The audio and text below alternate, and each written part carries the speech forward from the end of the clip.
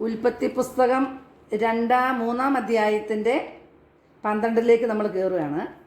അവിടുന്ന് അരുളി ചെയ്തു, ഞാൻ നിന്നോട് കൂടെ ഉണ്ടായിരിക്കും, ഞാനാണ് നിന്നെ അയക്കുന്നത് എന്നതിന് ഇതായിരിക്കും അടയാളം. നീ ജനത്തെ ഈജിപ്തിൽ നിന്ന് പുറത്തു കൊണ്ടുവന്ന് കഴിയുമ്പോൾ ഈ മലയിൽ നിങ്ങൾ ദൈവത്തെ ആരാധിക്കും. മോശ ദൈവത്തോട് പറഞ്ഞു, ഇതാ ഞാൻ ഇസ്രായേൽ മക്കളുടെ അടുക്കൽ പോയി നിങ്ങളുടെ പിതാക്കന്മാരുടെ ദൈവം എന്നെ നിങ്ങളുടെ അടുത്തേക്ക് അയച്ചിരിക്കുന്നു എന്ന് പറയാം. എന്നാൽ അവിടുത്തെ പേരെന്തെന്ന് അവർ ചോദിച്ചാൽ ഞാൻ എന്തു പറയണം?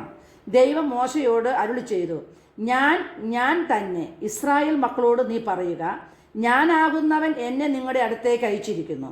അവിടുന്ന് വീണ്ടും അരുളി ചെയ്തു, ഇസ്രായേൽ മക്കളോട് നീ പറയുക, നിങ്ങളുടെ പിതാക്കന്മാരുടെ ദൈവമായ കർത്താവ്, അബ്രാഹത്തിൻ്റെയും ഇസ്ഹാക്കിൻ്റെയും യാക്കോവിൻ്റെയും ദൈവം എന്നെ നിങ്ങളുടെ അടുത്തേക്ക് അയച്ചിരിക്കുന്നു. ഇതാണ് എന്നേക്കും എൻ്റെ നാമോദയം. അങ്ങനെ സർവപുരുഷ അധരങ്ങളിലൂടെയും ഈ നാമോദയത്താൽ ഞാൻ അനുസ്മരിക്കപ്പെടണം.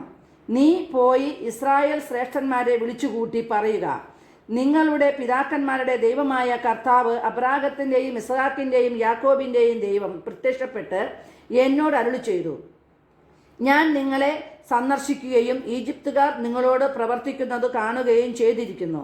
നിങ്ങളെ ഈജിപ്തിലെ കഷ്ടതകളിൽ നിന്ന് മോചിപ്പിച്ച് കനാന്യർ, ഗിത്യർ, അമ്മോന്യർ, പെരിസ്യർ, ഹിവ്യർ, ജെബൂസ്യർ എന്നിവരുടെ നാട്ടിലേക്ക് തേനും പാലും ഒഴുകുന്ന ദേശത്തേക്ക് കൊണ്ടുപോകാൻ ഞാൻ നിശ്ചയിച്ചിരിക്കുന്നു. നീ പറയരുത്, അവർ അനുസരിക്കും.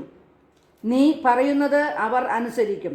ഇസ്രായേൽ ശ്രേഷ്ഠന്മാരോടൊന്നിച്ച് നീ ഈജിപ്തിലെ രാജാവിൻ്റെ അടുക്കൽ ചെന്ന് പറയണം, എബ്രായരുടെ ദൈവമായ കർത്താവ് ഞങ്ങളെ സന്ദർശിച്ചിരിക്കുന്നു. 3 ദിവസത്തെ യാത്ര ചെയ്ത് മരുഭൂമിയിൽ ഞങ്ങളുടെ ദൈവമായ കർത്താവിന് ബലി അർപ്പിക്കുവാൻ ഞങ്ങളെ അനുവദിക്കണം. കരുത്തുറ്റ കരം കൊണ്ട് നിർബന്ധിച്ചാൽ അല്ലാതെ ഈജിപ്തിലെ രാജാവ് നിങ്ങളെ വിട്ടയക്കുകയില്ലെന്ന് എനിക്കറിയാം. Praise the Lord. ഹല്ലേലൂയ.